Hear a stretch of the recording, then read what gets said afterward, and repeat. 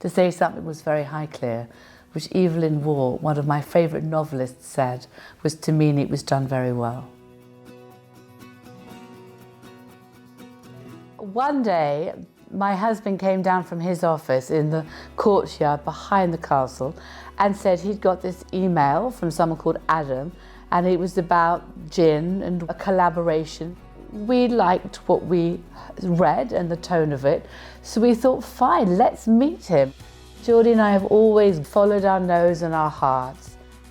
It's been the start of a magical journey.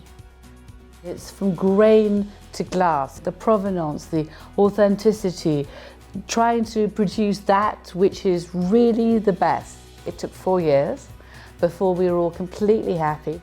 By the time we got to the party and turned the castle purple like the bottle, we were rightly proud of what we'd all achieved. I think at points we were all really tired, and then you exist on humour, laughter and maybe gin to get through it.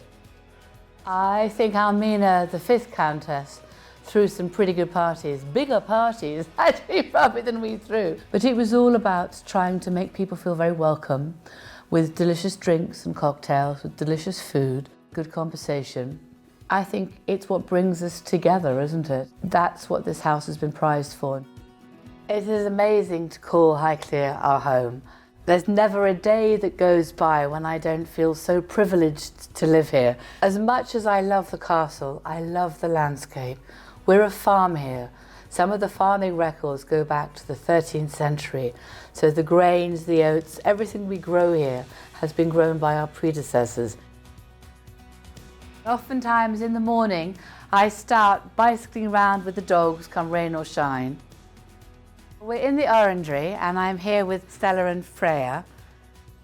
And actually in the orangery, they're not admiring the plants. They're always hoping some of the gardeners have left their sandwiches for lunch behind.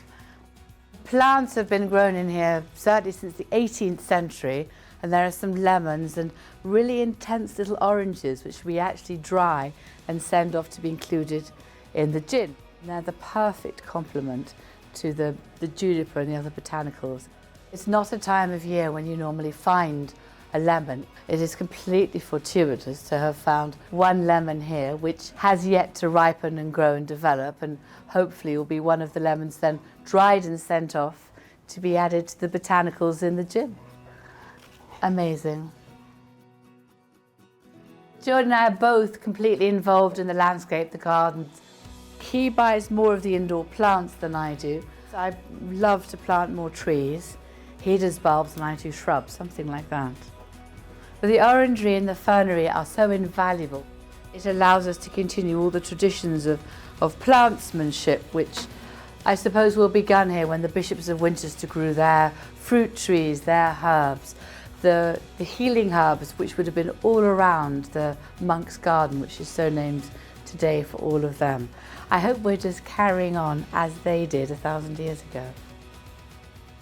I'll often end up in here because sometimes Paul and his gardening team are sheltering inside from the weather to have a cup of tea, and if I've remembered, I've tried to nick some croissants from the kitchen to bring them as well.